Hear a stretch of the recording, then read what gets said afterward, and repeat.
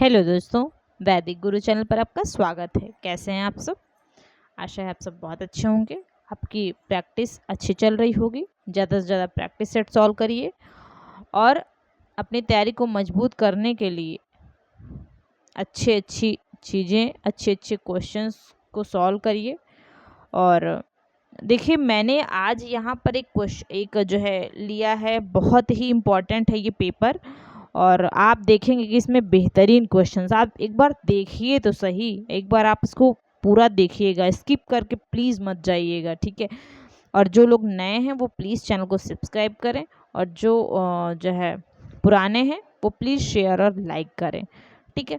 और ये जो आया है पैराग्राफ, आपको ऊपर ही दिख रहा होगा, ये पैराग्राफ कई बार आया है एग्ज़ाम में। और अगस्त 2023 में मैं जो पेपर हुआ था सीटेट का, उसमें तो मैंने एक दिन पढ़ाया था पहले, मतलब कल पेपर है, आज मैंने पढ़ाया था, सेम वही गद्यांश आया हुआ था। आप जाके चाहे तो चेक कर सकते हैं, प्लेलिस्ट में वीडियोस पड़ी हैं, उनको जाकर चेक करिए, देखिए उसमें एक ऐसा ही पैराग्राफ था। तो देखिए, पैराग्राफ भी रिपीट होते हैं। और ये तो 2024 का पेपर है, 2024 जुलाई में जो पेपर हुआ था, पेपर 2, और उसका लैंग्वेज 2 है। देखिए ये जो है वाल्मीकि वाला, ये कई बार आया हुआ है, आपका रिपीटेड है, ये गद्यांश भी रिपीटेड आता है, ठीक है। तो मतलब आपके 60 नंबर 30 संस्कृत के और 30 इंग्लिश उसके हिंदी कहीं नहीं गए हैं। आप बहुत अच्छे से तैयारी कर सकते हो, ठीक है। तो यहाँ पर देखिए, मैं समय को ज़्यादा बर्बाद ना करते हुए मैं आपको ये पढ़ा देती हूँ फटाफट, तो आप लोग अच्छे से पढ़िएगा। इसमें लिखा है कि अधोलिखितम गद्यांश पठित्वा प्रश्नानां विकल्पात्मकोत्तरे भया उचिततमम् उत्तरम चिनुत। अधोलिखित गद्यांश को पढ़कर प्रश्नों का विकल्पों में जो है विकल्प दिए हुए हैं, उनको उत्तर, उचित जो उत्तर है उसको चुनकर लिखिए। तो पहले गद्यांश पढ़ते हैं। प्राचीन काले वाल्मीकि नाम एका ऋषि आसीत। प्राचीन काल में, पुराने समय में वाल्मीकि नामक एक ऋषि थे, ठीक है। एकदा शिष्य सह स, देखिए सह का मतलब साथ होता है, ये जो सह होता है इसका मतलब जो है आपका साथ होता है, ठीक है। सह का मतलब साथ होता है, और इस सह का मतलब वाह होता है, ठीक। इस चीज को ध्यान रखिएगा। एकदा शिष्य सह सह तमसा नद्या तटे विहरति स्म। प्राचीन काल में वाल्मीकि नामक एक ऋषि थे। एक दिन वो अपने शिष्यों के साथ तमसा नदी के किनारे भ्रमण कर रहे थे। तदैव सः व्याधेन विद्धम एकम क्रौंचम पश्यत। तभी उन्होंने व्याध के द्वारा एक क्रौंच पक्षी को देखा। व्याध के द्वारा मारते हुए उन्होंने क्या किया, उन्होंने एक चीज देखा कि एक व्याध था, वो एक क्रौंच पक्षी को मार रहा था। तस्य वियोगेन क्रौंची उच्चैर अरुदत। उसके वियोग में जो क्रौंची थी, मतलब क्रौंच की पत्नी थी, वो बहुत तेज से विलाप कर रही थी, ठीक है। तस्याह रोदनम श्रुत्वा, उनके रोने को सुनकर, उसके रोने को सुनकर, श्रुत्वा श्रुधन अक्त्वा प्रत्यय, इसमें अक्त्वा प्रत्यय का प्रयोग हुआ है। ऋषि द्रवीभूतम अभवत, ऋषि जो है वो बहुत द्रवीभूत हो गए, मतलब उनका दिल बहुत भाव विभोर हो गया। तस्य मुखात अयं श्लोका सहसा एव निर्गता, उसी समय उनके मुख से एक श्लोक निकला। क्या था श्लोक? माँ निषाद प्रतिष्ठाम तम गमा शाश्वती समा। बहुत ही अच्छा श्लोक है और बहुत ही जो है चर्चित श्लोक है। यत क्रौंच मिथुनादेकम वधी काम मोहितम, कहते हैं, उन्होंने कहा कि हे निषाद, तुम अनंत वर्षों तक प्रतिष्ठा प्राप्त ना कर सको। माँ निषाद, हे निषाद, प्रतिष्ठाम तम गमा शाश्वती समा, शाश्वत समय तक तुम, अनंत वर्षों तक प्रतिष्ठा प्राप्त ना कर सको। यत क्रौंच मिथुनादेकम वधी काम मोहितम, तुमने क्रौंच पक्षियों के जोड़े में से काम भावना से ग्रस्त एक का वध कर डाला है। तो आगे हम लोग देखते हैं। अयम श्लोकः लौकिक संस्कृत साहित्यस्य प्रथमा रचना अस्ति। यह जो है श्लोक लौकिक संस्कृत साहित्य की पहली रचना है, ठीक है। ऋषेः वाणी श्रुत्वा ब्रह्मा स्वयमेव तत्र उपस्थितः अभवत्। ऋषि च रामचरितम लेखितुम प्रेरितवान। उसी समय ऋषि वाणी, ऋषि की वाणी को श्रुत्वा, अक्त्वा प्रत्यय, श्रुत्वा मतलब सुनकर, स्वयं तत्र कौन, ब्रह्मा स्वयमेव, ब्रह्मा जी स्वयं वहाँ पर उपस्थित अभवत हुए। ऋषिम च, और ऋषि को रामचरित लिखितुम प्रेरितवान, रामचरित लिखने का प्रेरित किया, के लिए लिखने के लिए प्रेरित किया उन्होंने। ठीक है। ब्राह्मणादेशानुसार, ब्रह्मा के आदेश के अनुसार, महर्षि वाल्मीकि न श्लोकबद्धा रामायणी कथा लिखता, उन्होंने वाल्मीकि ने क्या किया, श्लोकबद्ध करते हुए रामायणी कथा लिखी। संस्कृत साहित्य रामायणम नाम महाकाव्यम आदि काव्यम मन्यते ऋषिश्च आदि कवि। कह रहे हैं कि संस्कृत साहित्य में, ठीक है, ये संस्कृत साहित्य में महाकाव्य रामायण को प्रथम काव्य माना जाता है। और आगे क्या कह रहे हैं, रामायणम एकम उपजीव्यम काव्यम अस्ति, रामायण एक उपजीव्य काव्य है, मतलब उसमें ऐसा लगता है कि जीवन है किसी का। ठीक, एक उपजीव्य काव्य है। अस्य कथा गृहीत्वा अनेकानि काव्यानि महाकाव्यानि नाटकानि च रचितवान। उसके बाद क्या हुआ कि उनकी कथाओं पर आधारित अनेक काव्य, महाकाव्य और नाटक लिखे गए, मतलब नाटकों की चर्चा हुई। अस्मिन् काव्ये सर्वत्र स्वाभाविकता वर्तते। कह रहे हैं कि इस काव्य में हर जगह स्वाभाविकता है। प्रकृति वर्णने तो महर्षि वाल्मीकि अप्रतिम एव, प्रकृति वर्णन में महर्षि वाल्मीकि जो है वो अद्वितीय हैं। ऐसे पात्र सृष्टि ही सजीवा व्यक्तित्व युक्ता च विद्यते। उसके बाद कह रहे हैं कि उनका चरित्र जो है वो चरित्र सृजन सजीव और वैयक्तिक है। सीताया चरितम भारतीय नारी चरिता दर्शस्य प्रतीकम अस्ति। कह रहे हैं कि सीता का जो चरित्र है वह भारतीय नारी के चरित्र के लिए आदर्श का प्रतीक है। ठीक, एक आदर्श का प्रतीक है। मातृ प्रेमणः यादृशी भावना अत्र दृश्यते न सा प्राप्यते अन्यत्र कुत्रापि। कह रहे हैं कि मातृ प्रेम की जो अनुभूति होती है यहाँ, वह कहीं विरला ही देखने को मिलती है। ठीक है, अन्यत्र कहीं और नहीं मिलती।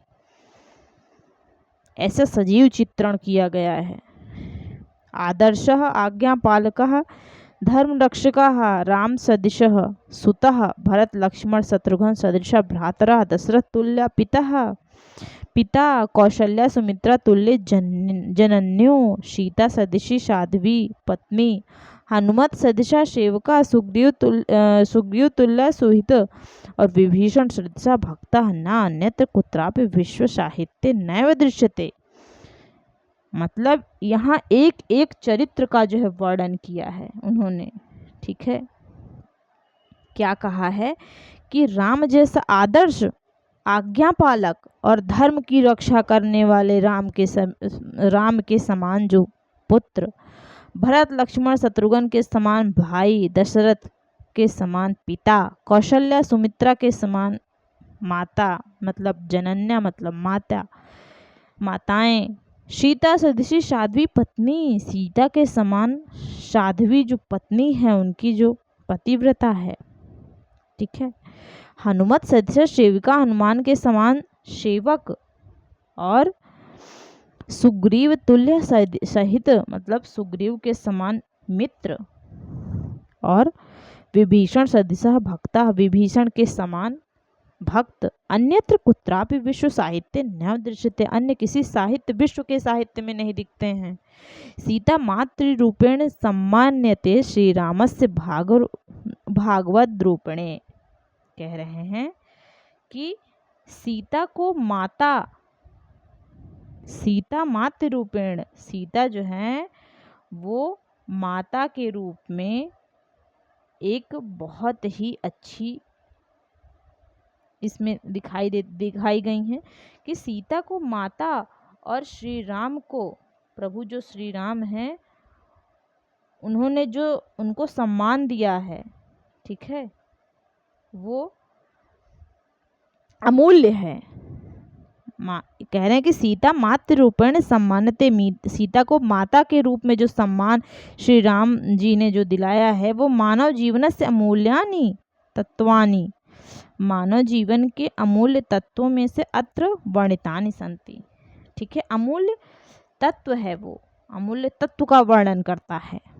ये रही आपकी बहुत ही सुंदर गद्यांश जो आपके एग्ज़ाम में दिया हुआ है, ठीक। इस अगर ये आ जाए तब तो आप सब कर लोगे, बहुत इजी सा, बहुत अच्छा है, कि पढ़ने में भी कितना सुंदर लगता है। तो अब हम इसके क्वेश्चन को देखेंगे, ठीक है।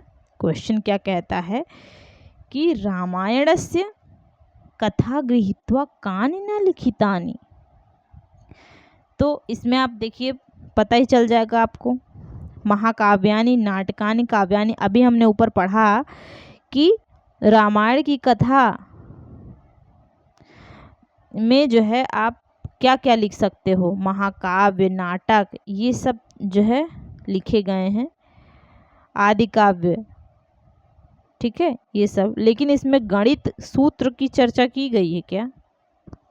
ये देखिए यहाँ पर अस्या कथा गृहीत्वा अनेकानि काव्यानि महाकाव्यानि नाटकानि, ये सारी सबकी रचना हुई है, गणित सूत्र की रचना नहीं हुई है, इसलिए राइट आंसर फर्स्ट ऑप्शन। सर्वेभ्यः इत्यस्मिन् पदे का विभक्ति, कह रहे हैं कि इसमें कौन सी विभक्ति है और कौन सा वचन है। तो देखिए इसमें आपका चतुर्थी विभक्ति बहुवचन है। रामायणस्य पात्र सृष्टि कीदृशी वर्तते, कह रहे हैं कि रामायण में जो पात्र सृष्टि है वो किसके समान है। तो क्या ये प्रथमा के समान, अतुल्या के समान, कृत्रिमता युक्त के समान, सजीवा? तो यहाँ पर सजीव चित्रण हुआ है, ठीक है। रामायण में जो पात्र हैं सभी का सजीव चित्रण किया गया है, फोर्थ ऑप्शन राइट। क्रौंची कस्य वियोगेन उच्चय अरुदत, तो किसके मतलब वियोग में जो है वो विलाप कर रही थी। तो इसका तो आंसर एकदम इजी है, ये देखिए इसमें दिया है, क्रौंच के उसमें जो है तस्य वियोगेन क्रौंची, क्रौंच पश्चात, क्रौंच के वियोग में जो है वो रो रही थी, ठीक है, क्रौंची, सेकंड ऑप्शन राइट। 125 में देख रामायणम एकम काव्यम अस्ति, कैसा काव्य है? सरसम प्रसिद्धम उपजीव्यम अपठितम। तो अभी आपने पढ़ा, तो ये एक उपजीव्य महाकाव्य है। क्या है? उपजीव्य, इसमें जीवंतता झलकती है, ठीक। अधोलिखितम किम अक्त्वा प्रत्ययांत पदम न वर्तते, तो अक्ता प्रत्यय आपने बताया मैंने, श्रुदन कई बार आया, श्रुत्वा आया, गृहीत्वा, लिखित्वा, लेकिन युक्ता में प्रत्यय अक्त्वा प्रत्यय नहीं है, ठीक। इन तीनों में है, युक्त उसमें नहीं है। तो आंसर आपका फर्स्ट ऑप्शन ना वर्तते लिखा है। संस्कृत साहित्य आदि कवि कह मान्यते, संस्कृत साहित्य के आदि कवि क्या मानते हैं? भवभूति, कौन माने जाते हैं? भवभूति भाषा व्यासः वाल्मीकि, तो ये वाल्मीकि द्वारा रचित है, ठीक है। कस्मिन् ग्रंथे जीवन मूल्यानि वर्णितानि सन्ति, किस ग्रंथ में जीवन मूल्यों का वर्णन है? महाभारत में, रघुवंश में, रामायण में, गीतायम में। तो रामायण की चर्चा हो रही तो रामायण होगा, ठीक है। नेक्स्ट गद्यांश हम लोग पढ़ेंगे, संस्कृत भाषा विश्वस्य सर्वासु भाषासु प्राचीनतमा अस्ति। कह रहे हैं कि जो संस्कृत भाषा है विश्व की प्राचीनतम भाषाओं में से एक है, ठीक है, सबसे प्राचीनतमा। ये क्या है? संस्कृत भाषा विश्व की सबसे प्राचीन भाषा है। विश्वस्य प्राचीनतमा ग्रंथ ऋग्वेदा अस्याम एव भाषायाम लिखिता अस्ति। कह रहे हैं कि और विश्व की जो सबसे प्राचीन ग्रंथ है वो कौन सा है? ऋग्वेद है, और इसी में भाषा रची गई है। ऋग्वेद सबसे प्राचीन ग्रंथ है, सबसे प्राचीन जो है भाषा क्या है? संस्कृत है, याद रखिए। इयम भाषा सुरवाणी देववाणी इयम भाषा सुरवाणी देववाणी गिरवाणवाणी सुरभारती देवभाषा प्रभृति भी नाम भी लोके विख्याता अस्ति। कह रहे हैं कि यह भाषा विश्व में सुरवाणी, देववाणी, गिरवाणवाणी, सुर भारती, देव भाषा आदि नामों से विख्यात है। ये नाम हैं, क्वेश्चन में आंसर पूछेगा तो याद रखिए इन सब चीज़ों को। इयम रम्या मधुरा दिव्या सरला सरसा च भाषा अस्ति। देखिए कितनी चीज़ों की व्याख्या कर दी गई है। इसमें क्या है, यह बहुत ही मधुर है, यह एक सुंदर, मधुर, दिव्य, सरल और सरस भाषा है। इयम भाषा अलौकिकम कई गुणैः समृद्धा वर्तते। मतलब यह भाषा जो है इसमें अलौकिक गुण से भरा, यह भाषा अलौकिक गुणों से भरा हुआ है। इयमेव भाषा सर्वासाम भारतीय भाषाणाम जननी। और क्या कह रहे हैं कि यह भाषा सभी भारतीय भाषाओं की जननी है। और क्या कह रहे हैं, सर्वासु एव भाषासु संस्कृत शब्द प्राचुर्येण उपलब्धते। इसमें जो है संस्कृत के शब्द जो हैं सभी भाषाओं से प्रचुर हैं। ठीक है, सभी भाषाओं से यहाँ पर संस्कृत शब्द बहुत ज़्यादा हैं। वेदा उपनिषदा पुराणानि रामायणम महाभारतम इत्यादि हिंदूनां अनेके धार्मिका ग्रंथा संस्कृते एव लिखिता सन्ति। कह रहे हैं कि वेद, उपनिषद, पुराण, रामायण और महाभारत जैसे हिंदुओं के अनेक धार्मिक ग्रंथ संस्कृत में लिखे गए हैं। ठीक, वेद, उपनिषद, पुराण, रामायण ये सब जो है अनेक धार्मिक ग्रंथों के नाम संस्कृत में लिखे हैं। विश्वविख्याता गीता महाभारतस्यैव अंशः अस्ति। जो विश्व में विख्यात गीता है वो महाभारत का अंश है। ठीक है, महाकवे कालिदासस्य रघुवंशम अभिज्ञान शाकुंतलम च भवभूते उत्तराम चरितादयः ग्रंथाः संस्कृत साहित्य विशेष रूपेण प्रसिद्धा सन्ति। महाकवि जो कालिदास थे उन्होंने रघुवंश की रचना की, अभिज्ञान शाकुंतलम की रचना की। ठीक है, और भवभूति ने उत्तरामचरितम लिखा, ग्रंथ को लिखा। ग्रंथा संस्कृत साहित्य विशेष रूप में प्रसिद्ध है। ये सब संस्कृत साहित्य में विशेष रूप से प्रसिद्ध हैं। एतान पठित्वा न केवलम भारतीयाः अपितु वैदेशिकाः अपि चकिता भवन्ति। कह रहे हैं कि इसको पढ़कर न केवल भारतीय ही बल्कि अपितु वैदेशिक मतलब विदेशी लोग भी चकित रह जाते हैं। अपि मतलब भी होता है, बहुत ही चकित रह जाते हैं, चकित होते हैं। अस्याः अध्ययनेनैव अस्माकं सर्वेषां नैतिकम्, आध्यात्मिकं, सामाजिकं च कल्याणं संभवम्। किन्तु दुःखस्य विषयो अयं यत् अधुना जनाः संस्कृत भाषां, संस्कृत साहित्यं च पठितुं नैव इच्छन्ति। कह रहे हैं कि अस्या अध्ययनैव अस्माकं सर्वेषां नैतिकम्, इसका अध्ययन करने पर हम सभी को नैतिकता, आध्यात्मिकता, आध्यात्मिकता और सामाजिक कल्याणम संभवम है। मतलब ये सब चीज़ें अगर आप उसको पढ़ लोगे, इसका अध्ययन कर लोगे तो ये सब चीज़ें आपके अंदर आ जाएंगी। ठीक, ये सब चीज़ें आपके अंदर प्रवेश कर जाएंगी। किंतु दुःखस्य विषयो अयम्, दुख की बात ये है, कह रहे हैं कि लेकिन दुख की बात क्या है कि अब लोग जो है संस्कृत भाषा और संस्कृत साहित्य पढ़ना ही नहीं चाहते हैं। जनाः लोग, अधुना मतलब आज, जनाः लोग संस्कृत भाषा संस्कृत साहित्य च पठितुं नैव इच्छन्ति। संस्कृत भाषा और संस्कृत साहित्य पढ़ने की इच्छा ही नहीं रखते। आधुनिके कलियुगे भाषा आंग्ल भाषायाः एव महत्वं वर्तते। आधुनिक के कलयुग में इंग्लिश भाषा को ज़्यादा महत्व दिया जा रहा है।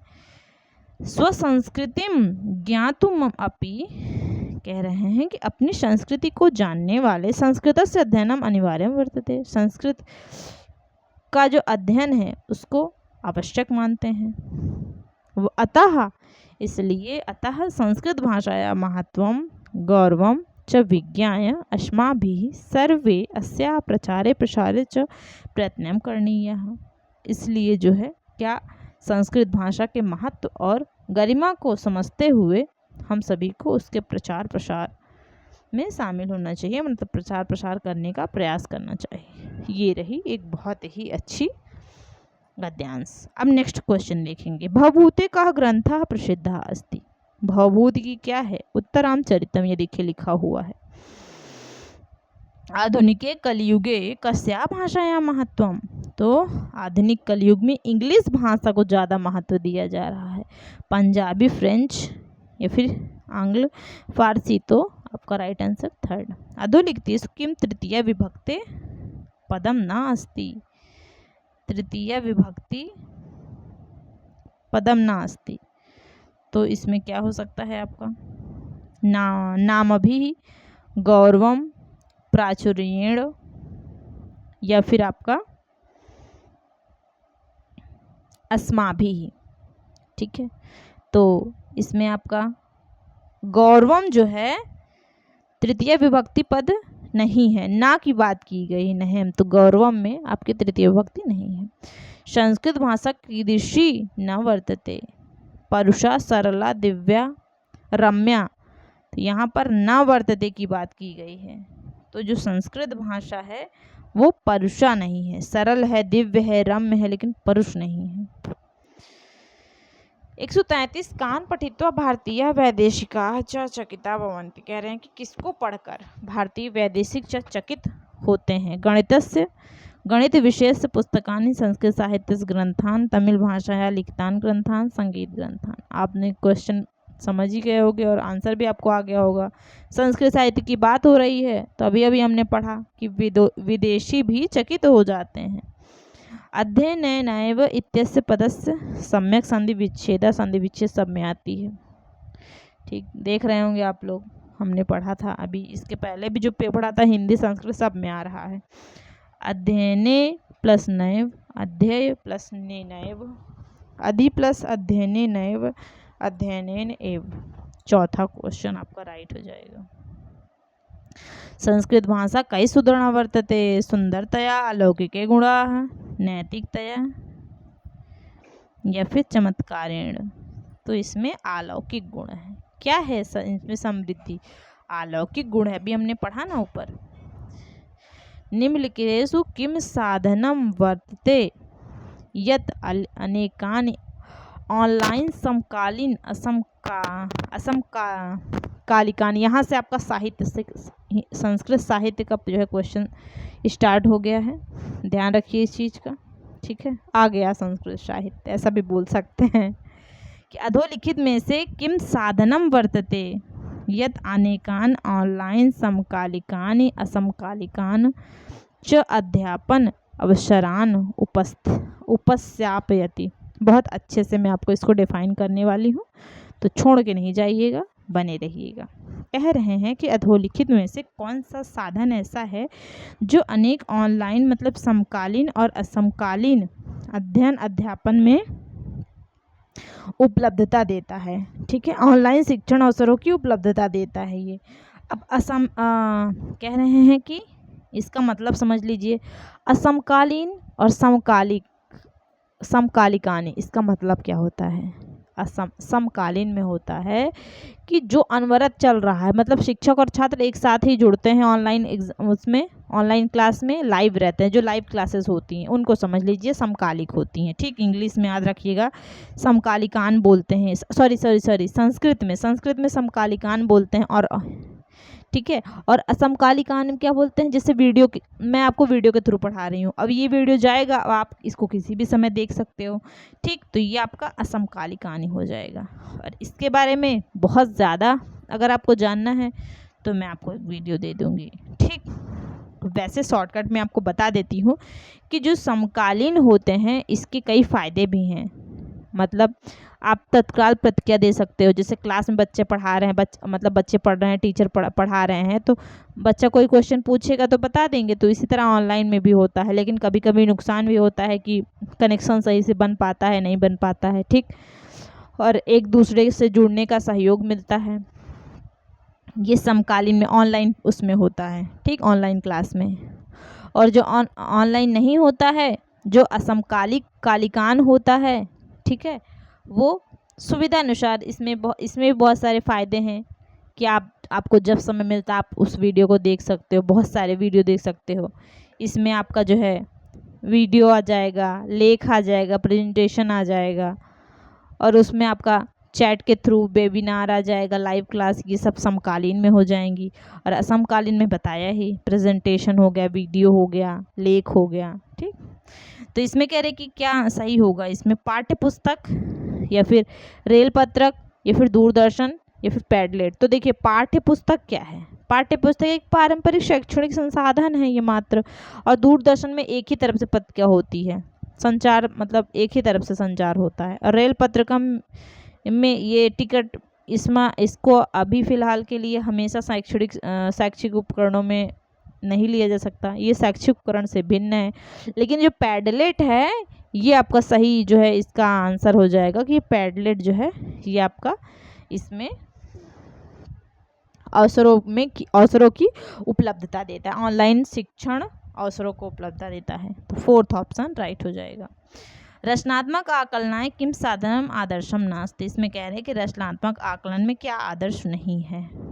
ठीक, निबंधम, परियोजनम, पत्र लेखनी, परीक्षा या फिर कक्षा प्रस्तुति। तो रचनात्मक आकलन कब आप कर सकते हो, इसका आप जो है बताइए कि रचनात्मक आकलन जब आप निबंध लिख रहे हो, ठीक है, तो भी ये आपका जो है आपके लिए बहुत अच्छा हो जाएगा कि आप निबंध लिख रहे हो तो उसमें अपनी क्रियापद या फिर अपना रचनात्मक आकलन उसमें आप कर सकते हो। ठीक, कोई प्रॉब्लम नहीं होती है। और परियोजना बना, प्रोजेक्ट कार्य कर रहे हो तो उसमें समूह के साथ मिल कर रहे हो तो उसमें तो पूरी तरह से उसमें रचनात्मक आकलन हो सकता है बच्चे का। ठीक, और कक्षा में अगर प्रस्तुति दे रहे हो तो वो तो इन फ्रंट ऑफ हो रहा है। ठीक, कोई चीज़ आमने सामने हो रही है। लेकिन जो पत्र लेखनी परीक्षा है, ठीक, पेन पेंसिल टेस्ट जो होता है ये आपका रचनात्मक आकलन के लिए आदर्श नहीं है। तो इसका राइट आंसर सेकंड ऑप्शन आ जाएगा। भाषा अध्यापन से कह रहे हैं कि भाषा का अध्यापन करते समय दैनंदिक वस्तु नाम प्रयोग कथ्यते, जो वस्तुओं का प्रयोग किया जाता है। ठीक, मतलब समझ में आया दैनंदिक क्या होता है।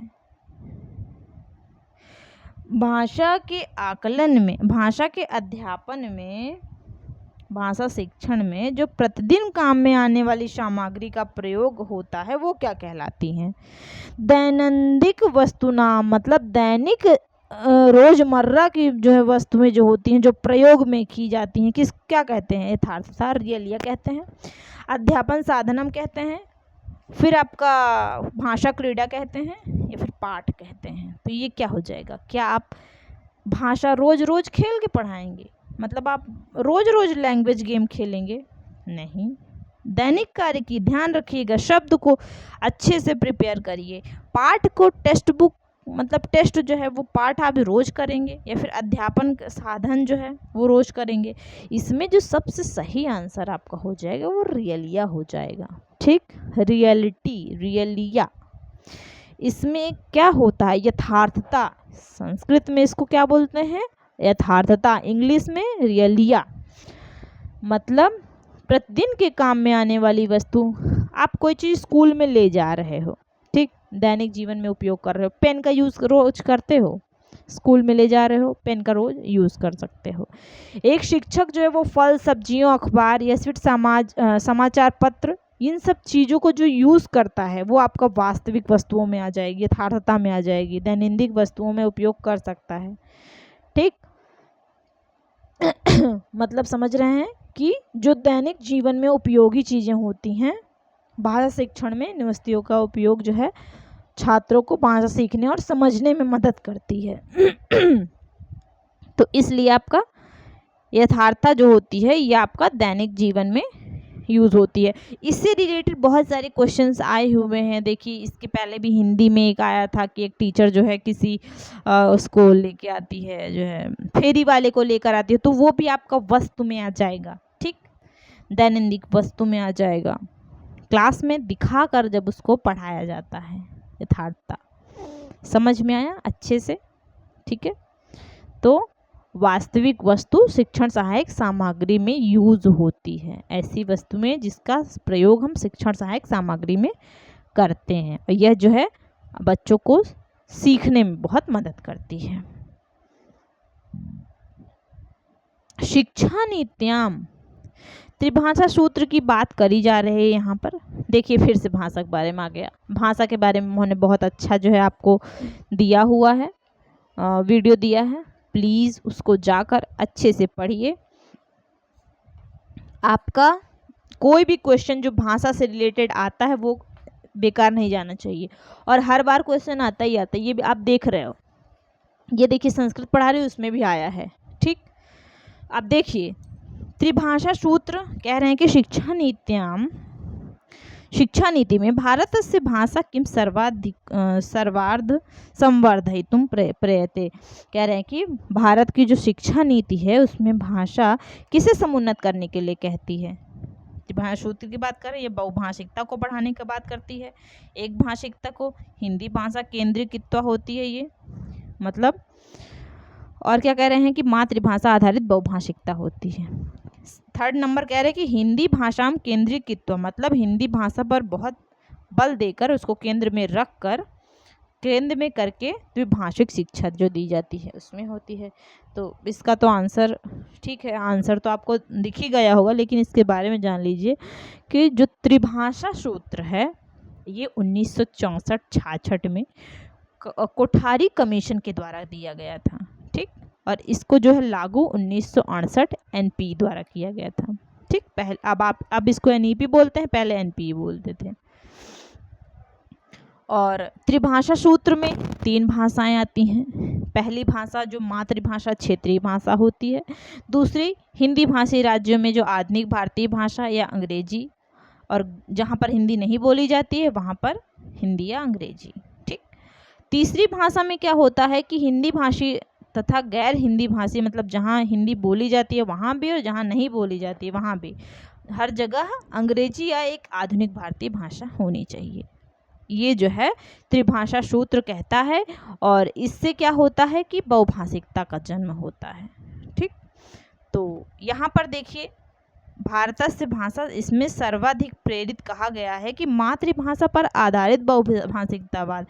बच्चा जब स्कूल में आता है तो वो अपनी मातृभाषा के साथ आता है, लेकिन टीचर को क्या करना चाहिए, मातृभाषा के साथ ही बहुभाषा को सिखाई जानी चाहिए। पहले मातृभाषा सिखाई जानी चाहिए और उसके साथ में ले चल के उसको आगे भाषा सिखाई जानी चाहिए। मैंने कल भी एक क्वेश्चन आया था, उसमें आपको बताया हुआ था। ठीक, इसी से कनेक्ट करिए, सारे क्वेश्चन ऐसे ही मिलते जुलते आते हैं।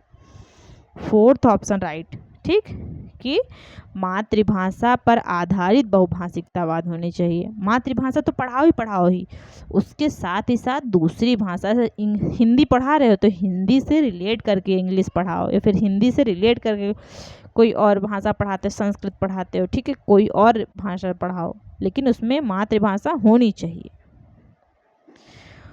अब देखिए फिर से आ गया ऊर्ध्वगामी उपागम, टॉप डाउन आ गया। ठीक, इसको टॉप डाउन कहते हैं। तो इसमें कह रहे हैं कि ऊर्ध्वगामी उपागम जो होती है इस प्रक्रिया के विषय में क्या सत्य नहीं है, नहीं। ठीक, नहीं की बात की जा रही है। तो इसमें आपका क्या होगा, श्रोतारः तेषां पूर्वज्ञाने आश्रिता भवन्ति, कह रहे हैं कि जो श्रोता होते हैं, सुनने वाले होते हैं, अपने पूर्वज्ञान पर निर्भर होते हैं। श्रोतारः अभिप्रेतार्थस्य विषय अनुमानानि कुर्वन्ति, सुनने वाले जो सुनना चाहते हैं उसके बारे में अनुमान लगाते हैं। श्रोतारः विश्वस्य ज्ञानस्य प्रयोगम कुर्वन्ति, सुनने वाले संसार के बारे में प्राप्त ज्ञान का प्रयोग करते हैं। श्रोतारः प्रत्येक शब्दम अवगंतुम समर्था, भाई जो श्रोता होते हैं, सुनने वाले होते हैं, उनको प्रत्येक शब्द का अर्थ सुनने की आवश्यकता है। ठीक है, ये आपका हिंदी में मैंने ट्रांसलेट कर दिया। अब देखिए ऊर्ध्वगामी उपागम होता क्या है, ये एक तरह का टॉप डाउन कहते हैं इसको। ठीक, इसमें पूरे के पूरे पाठ को पढ़ के उसके बाद उसको पूरे पाठ के हिसाब से जो है उसमें अर्थ बताया जाता है, एक एक शब्द का नहीं, पूरे पाठ के समग्र रूप से उसको ध्यान दिया जाता है। आपने एक चैप्टर पढ़ा, एक पैराग्राफ पढ़ा, संदर्भ, पूरे संदर्भ का आप जो है अर्थ निकालोगे, ठीक, उसको ध्यान में रखकर सार को समझना। एक तरह से आप समझ लीजिए कि पाठ पढ़ा, पाठ में निष्कर्ष निकाला, ठीक, वो आपका हो जाएगा टॉप डाउन अधोमुखी उपागम। तो इसमें होता क्या है, पहले वाक्य होता है, शब्द होता है, वर्णाक्षर, फिर ध्वनि हो, और इसी का उल्टा बॉटम अप होता है, ठीक। तो कई बार ये क्वेश्चन एग्जाम में आया हुआ है और मैंने कई बार बताया भी है। इसमें होता क्या है, सुनने वाले जो है वो संसार के बारे में प्राप्त ज्ञान का प्रयोग करते हैं, और इसमें पूर्व ज्ञान पर भी निर्भर होता है, ये अनुमान लगाने पर भी निर्भर होता है, ठीक। और ये जो है श्रोताओं को हर एक शब्द को नहीं समझ, मतलब श्रोताओं को हर एक शब्द को समझने की आवश्यकता इसमें नहीं है। इसमें पूर्व ज्ञान और संदर्भ के आधार पर जो है इसको समझा जाता है, ठीक, अनुमान लगाया जाता है। तो इस तरह अगर आप देखेंगे तो आपका आंसर जो है हो जाएगा कौन सा, फोर्थ ऑप्शन, कि श्रोतारा प्रत्येक शब्दम अवगंतम। प्रत्येक शब्द का लगाया ही नहीं जाता, इसमें प्रत्येक शब्द का अर्थ लगाया ही नहीं जाता, यही आपका निगेटिव आ जाएगा। इसमें निगेटिव पूछ रहा है, निगेटिव। श्रोतारा, श्रोता प्रत्येक शब्दम अवगंतुम समर्था भवेयु, सुनने वाले को प्रत्येक शब्द का अर्थ सुनने की आवश्यकता है। Wrong, fourth option right. ये देखिए अंतर्राष्ट्रीय मातृभाषा दिवस आ गया आपका, कब होता है बताइए, 21 फरवरी को होता है अंतर्राष्ट्रीय मातृभाषा दिवस, आपका 21 फरवरी को होता है, ठीक। और भाषा दिवस कब मनाई जाती है, 14 सितंबर को मनाई जाती है। कल ही मैंने आपको बताया है इसको, ठीक है। और मातृभाषा के बारे में आपने अच्छे से पढ़ा होगा, क्या होता है, कैसे होता है, ठीक। हिंदी को राजभाषा 14 सितंबर पूछ सकता है एग्जाम में, आप लिख लीजिए। हिंदी को राजभाषा 14 सितंबर 1949 में घोषित किया गया, ठीक। हिंदी दिवस कब मनाया जाता है, 14 हिंदी दिवस 14 सितंबर को, सितंबर 14 सितंबर, ठीक है। आप जल्दी से 1000 सब्सक्राइबर पूरा करिए, मैं ऑनलाइन आती हूँ। विश्व अंतर्राष्ट्रीय विश्व हिंदी दिवस कब मनाया जाता है, 10 जनवरी को, और अंतर्राष्ट्रीय मातृभाषा दिवस 21 फरवरी को, ठीक। विश्व हिंदी दिवस याद रखिए 10 जनवरी को मनाया जाता है, इसको भी याद रखिए, भूलिएगा नहीं, पूछ सकता है एग्जाम में। और मूल संविधान में कितनी भाषाएं हैं, कितनी भाषाएं थी सबसे पहले, 14 भाषाएं थी, बाद में 22 भाषाएं हो गई, ठीक। अनुच्छेद 343 में संघ की राजभाषा हिंदी और लिपि देवनागरी, किसमें, 343 में, अनुच्छेद 343 में। संविधान की 8वीं अनुसूची भाग 17 में 22 भाषा को बताया गया है, ठीक, किसमें, 8वीं अनुसूची भाग 17 में, याद रखिए एग्जाम में पूछ सकता है। नेक्स्ट क्वेश्चन पर चलते हैं। यदि भवान एकम सहकर्मिणम, यदि भवान एकम सहकर्मिणम यह भवतः मित्रम अस्ति, कह रहे हैं कि ईमेल लिखितुम इच्छति अधोलिखितेषु ईमेल प्रकार का भवते। यदि आप एक सहकर्मी, अपने सहकर्मी को सहयोगी को क्या करना चाहते हैं, अगर कोई पत्र लिखना चाहें, ईमेल करना चाहें, ठीक,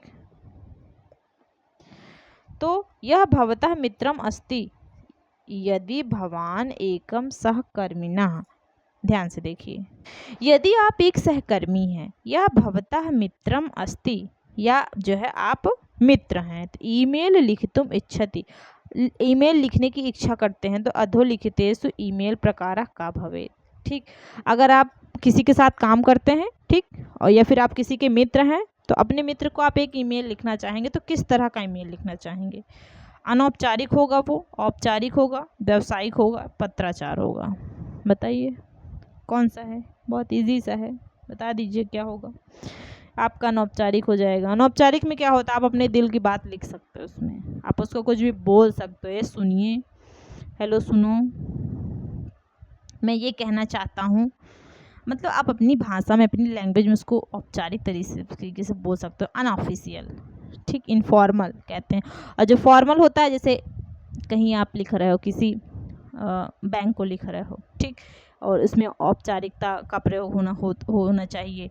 और किसी ऑफिस में लिख रहे हो, अपने ऑफिस में छुट्टी के लिए एक लिख रहे हो, लेटर लिख रहे हो, तो उसमें बढ़िया सा मस्त चिपकाते हैं लोग, फॉर्मल तरीके से लिखते हैं, ठीक। ये सब होता है। तो राइट आंसर फर्स्ट। छात्रस्य अधिगमम् अवबोधं च स्पष्टीकरणाय अध्ययन अध्यापनान्तरं यत् आकलनम क्रियते तत् कथ्यते। कह रहे हैं कि छात्र के अधिगम और अवबोध का स्पष्टीकरण करने के लिए अध्ययन अध्यापन जो होता है उसके लिए यत् आकलनम क्रियते तत् कथ्यते, जो आकलन किया जाता है उसको क्या कहेंगे? तो क्या उसको अधिगम के लिए आकलन कहेंगे, अधिगमस्य आकलन कहेंगे, अधिगम्य आकलन कहेंगे, अधिगम रूप में आकलन कहेंगे? तो अधिगम के लिए आकलन जो होता है, अधिगमाय आकलन, ठीक। ये अधिगम और समझ में स्पष्टता लाने के लिए समूची शिक्षण अधिगम प्रक्रिया के दौरान होता है। जो अधिगम हो रहा है उस समय ये चीज़ें होती हैं, ठीक। अधिगम का आकलन कब हो, बच्चा अभी लिख रहा है, हम उस समय जो है उसका आकलन करेंगे, अधिगम के लिए आकलन हो गया। First option right. एकस्य द्वितीय भाषा कक्षायाम् एकः अध्यापकः स्वास्थ्यं धनम् अस्ति इति विषये श्रव्यस्य प्रयोगं करोति। इस क्वेश्चन में क्या कहते हैं? कह रहे हैं कि एक द्वितीय भाषा कक्षा में एक अध्यापक है जो स्वास्थ्य ही धन है, इस विषय पर श्रव्यस्य प्रयोगः करोति। क्या करता है कि ऑडियो रिकॉर्डिंग सुनाता है। तदा ऐसा पत्राणां वितरणं करोति एवं छात्रान् तत्तेभ्यः विकल्पेभ्यः शुद्धम उत्तरम छेतुम कथयति। उसके बाद कहता है छात्रों को पत्र देता है और जो है क्या कहता है, सभी छात्रों को एक पत्र दे देता है और छात्रों को शुद्ध विकल्प को चुनकर लिखने के लिए कहता है, ठीक है। क्या कहता है कार्यपत्रक देने के बाद कि विकल्पों में से सही उत्तर पर निशान लगाओ। पाठस्य उद्देश्यः छात्रान् समर्थितुम् आसीत्। कह रहे हैं कि जो पाठ का उद्देश्य है विद्यार्थियों को इस योग्य बनाना है कि स्वास्थ्य विषयकम पाठम श्रोणितुम, मतलब जो स्वास्थ्य पर पाठ का श्रवण कर सकें वो। सेकंड, एकस्मिन् कार्ये छात्रान् संलग्नी कर्तुम, विद्यार्थियों को कार्य में संलग्न किया जाए। थर्ड कह रहे हैं कि विचारणम विश्लेषणार्थम श्रवणम, विचार बिंदुओं को सुनकर विश्लेषण किया जाए। स्वास्थ्य एवं धन विषयकम पाठम कंठस्थी कर्तुम, स्वास्थ्य और धन पर पाठ को कंठस्थ किया जाए। तो इसका राइट आंसर आप बताइए क्या हो सकता है? शिक्षण सामग्री, इसमें क्या होता है कि भाषाई रणनीतियों का प्रयोग किया जाता है, ठीक। किसी भाषा को सीखने, सिखाने और उपयोग, पहले उसने क्या किया, उसको सुनाया बच्चों को सब, ठीक। उसके बाद क्या किया, उसको यूज़ कर रहा है। यूज़ मतलब उसके उपयोग को बढ़ाने के लिए नियोजित तरीकों और तकनीकों को संदर्भित किया जाता है, ठीक। ये होती है, ये सारी चीज़ें होती हैं। तो इसमें आपका राइट आंसर हो जाएगा कि एकस्मिन् कार्ये छात्रान् संलग्नी कर्तुम। इसमें जो है छात्रों को संलग्न किया जा रहा है, ठीक, कार्य में संलग्न किया जा रहा है। पहले उसको सुनाते हैं, फिर उनको पत्र देते हैं, तो बच्चे जो है अच्छे से उसमें संलग्न होकर कार्य कर रहे हैं। भाषाधिगमने त्रुटि विषये किम सत्यम नास्ति, इसमें त्रुटि विषय भाषा में क्या सत्य नहीं है। त्रुटिया भाषाधिगम प्रक्रियायां बाधिका अस्ति, गलतियां जो है वो भाषा सीखने की प्रक्रिया में बाधा हैं, होती हैं। त्रुटियां सर्वदा न दोषावहा अधिगमे च सहायिका भवन्ति, त्रुटियां जो होती हैं, गलतियां हमेशा बुरी नहीं होती और अधिगम में मदद करती हैं, बात सही है। त्रुटियां भाषा अधिगम प्रक्रिया निर्णायक पक्षा भवन्ति, त्रुटि जो होती है वो भाषा अधिगम प्रक्रिया का निर्णायक पक्ष होती है। त्रुटियां द्वितीय भाषा अधिग्रहणस्य प्रक्रियाम अधिगंतुम सहायिका भवन्ति। त्रुटि जो होती है, गलतियां जो होती हैं, वो द्वितीय भाषा अर्जन की प्रक्रिया को समझने में मदद करती हैं। इसमें राइट आंसर आपका न सत्यम। तो भाषा अधिगम की प्रक्रिया में बाधा होती है क्या? तो नहीं, ऐसा नहीं है। फर्स्ट ऑप्शन राइट हो जाएगा। भाषा शिक्षायाः क्रियात्मकता अस्ति। मुक्त कक्षा कार्याणि येषु व्याख्या वैभिन्न्याः न्याय उत्तराय च अवसरा भवेयुः। भाषा शिक्षक की जो क्रियात्मकता होती है, रचनात्मकता, वो क्या है? रचनात्मकता को क्रियात्मकता भी बोलते हैं, याद रखिएगा, हिंदी में भी दे सकता है। मुक्त कक्षा कार्याणि येषु व्याख्या वैभिन्न्याय उत्तराय च अवसरा भवेयुः। खुले अंत वाले कक्षाएं प्रदत्त कार्य जिनकी भिन्न भिन्न व्याख्याएं हो सकती हैं और भिन्न भिन्न उत्तर निकल सकते हैं। ठीक, मुक्त कक्षा कार्य जो है जिसकी व्याख्या भिन्न भिन्न व्याख्या हो सकती है, उत्तर हो सकते हैं और भिन्न भिन्न उत्तर हो सकते हैं, ऐसे अवसर देना। किंचित विषयम अवगंतुम भिन्नेभ्यः विषयेभ्यः तत्वानां समावेशनम। किंचित विषयम किसी विषय पर को जानकर भिन्नेभ्यः भिन्न विषयेभ्यः विषयों पर तत्वानां समावेशनम उनके तत्वों पर तत्वों को मिलाना, उनका समावेशन करना।